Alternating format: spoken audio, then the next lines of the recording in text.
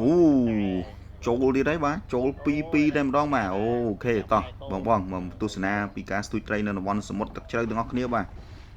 ទីតាំងគឺនៅខាងកោះពូលវៃកំពង់សោមរបស់យើងណាទឹកឡើងខ្មួលខ្មាញ់ហ្មងបាទអូខេពេលសម្រាប់មិនដឹងទៅណាមែនទេបងអញ្ចឹងប្រមូលគ្នាមកហើយតាក់ទងជាមួយនៅម៉ុងឡូតបាទបងចូលចិត្តស្ទូចត្រីកំសាន្តទេសចរស្ទូចត្រីបែបទឹកជ្រៅណាទឹករាក់ក្បែរកោះពួរកោះតាគៀវកោះអីនៅខាងកំពង់សោមហ្នឹងយើងធ្លាប់ទៅអស់ហើយអញ្ចឹងមកបងចង់សាកជាមួយនឹងបទពិសោធន៍ស្ទូចត្រីសមុទ្រទឹកជ្រៅនៅកោះព្រីងកោះតាងកោះពូលវៃណាហើយកោះពូលវៃនេះដែរក៏ជាកោះមួយរបស់ខ្មែរយើងហើយជាកោះមួយដែលនៅឆ្ងាយបំផុតបើយើងគិតពីចម្ងាយវិញគឺថា110គីឡូពីផែទៅនុកឡកពីខាងកំពង់សោមរបស់យើងណាហើយការទៅស្ទូចត្រីនៅសមុទ្រទឹកជ្រៅនេះដែរគឺភាគច្រើនយើងទៅខែប្រាំងរដូវប្រាំងបើន័យថាវាអត់មានភ្លៀងខ្យល់អីចឹងណាហើយបងប្អូនដែលចូលចិត្តស្ទូចត្រីនៅក្នុងស្រុករបស់យើងភាគច្រើនគាត់អាចនិយាយបានថាប្រមូលគ្នាចាប់ពី8 10នាក់អីចឹងទៅគាត់ share លុយគ្នាហើយគាត់ចេញទៅលេងស្ទូចត្រីនៅតំបន់សមុទ្រនឹងទឹកជ្រៅនឹងតែម្ដងបាទហើយសមុទ្រទឹកជ្រៅរបស់យើងនៅខាងកោះពូលវៃនោះគឺជម្រៅរហូតដល់70ទៅ80ម៉ែត្រអូខេហ្នឹងហើយកាត់ខ្លីៗពីសកម្មភាពជិះទូកលបឿនលឿនរបស់បងឡូតមកដល់ភ្លាមគឺថាភ្ញៀវលើក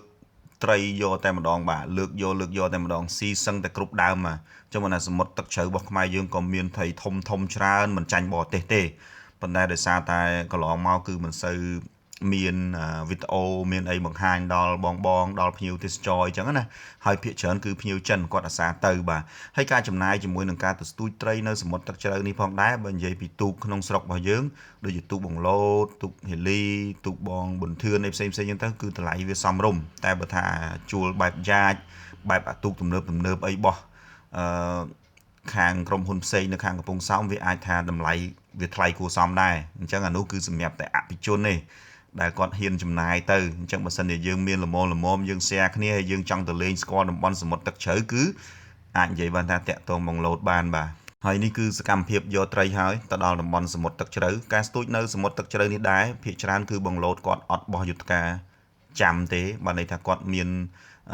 ម៉ាស៊ីន scan របស់គាត់អានឹងភាសាបច្ចេកទេសខ្ញុំមិនដឹងហៅទេគាត់ថាគាត់ដឹងជម្រៅទឹកហើយគាត់អាចឃើញត្រីគាត់បច្ឆេះម៉ាស៊ីនទូកក្រង់ទីបដែតវាដើម្បីដាក់សន្ទូចទៅធ្វើម៉េចស្ទូចឲ្យបានអញ្ចឹងទៅវាមានប្រសិទ្ធភាពខ្ពស់អូខេដោយសារតែគាត់ជំនាញមែនទែនបទពិសោធន៍របស់គាត់ធ្លាប់នៅជាកម្មករនៅខាងម៉ាឡេនៅខាងថៃនោះជិត20ឆ្នាំហើយអញ្ចឹងសប្តាហ៍នេះការនេសាទត្រីតំបន់សមុទ្រទឹកជ្រៅរបស់ខ្មែរយើងលក្ខណៈទេសចរបែបនេះគឺមិនមានច្រើនទេអញ្ចឹងដើម្បីជំរុញឲ្យវិស័យទេសចរស្ទូចត្រីសមុទ្រទឹកជ្រៅកំសាន្តបែបនេះកាន់តែរីកដុះដាលកាន់តែតាក់ទាញភ្ញៀវបរទេសភ្ញៀវចិនភ្ញៀវខ្មែរភ្ញៀវផ្សេងទៀតឲ្យបានកាន់តែច្រើនមានតែខំប្រឹងជួយផ្សព្វផ្សាយជួយធ្វើវីដេអូដើម្បីឲ្យបងប្អូនទាំងអស់គ្នាបានស្គាល់ពីតំបន់សមុទ្រទឹកជ្រៅរបស់ខ្មែរថាមានត្រីធំប៉ុណ្ណាកន្លងមកមានត្រីតកែរហូតដល់មួយជាង10គីឡូក៏មានដែរ10គីឡូទៅជិត20គីឡូនៅក្នុងសមុទ្រទឹកជ្រៅរបស់ខ្មែរយើងហ្នឹងបាទតែអញ្ចឹងសូមបងរីករាយទស្សនាបន្តជាមួយនឹងសកម្មភាពដែលភ្ញៀវគាត់យកត្រីណាអូខេបាទអញ្ចឹង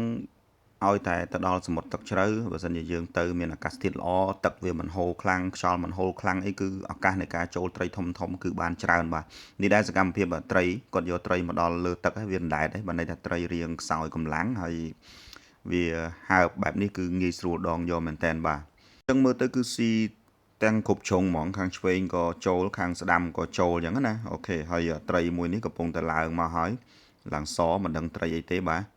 អូខេឡើងមកហើយបើតាមមើលទៅដូចជាត្រីអង់គ្លីបាទត្រីអង់គ្លីនេះខ្ញុំមិនដែលស្គាល់ដែរប៉ុន្តែបងឡូតគាត់ថាត្រីអង់គ្លីធ្លាប់ស្គាល់រាល់ដងមានត្រីចិនចាស់ត្រីក្របខ្នោត្រីអង្គើយផ្ទក់សមុទ្រត្រីងរ៉ែអីចឹងណាតែនេះគឺត្រីអង់គ្លីបាទទេហ្នឹងហើយអរគុណច្រើនបងសម្រាប់ការទស្សនាវីដេអូហើយនៅវីដេអូបន្ទាប់ទៀតនឹងមានបង្ហាញពីជម្រៅទឹកប្រមាណម៉ែត្រណាចាំទស្សនាទាំងអស់គ្នាណា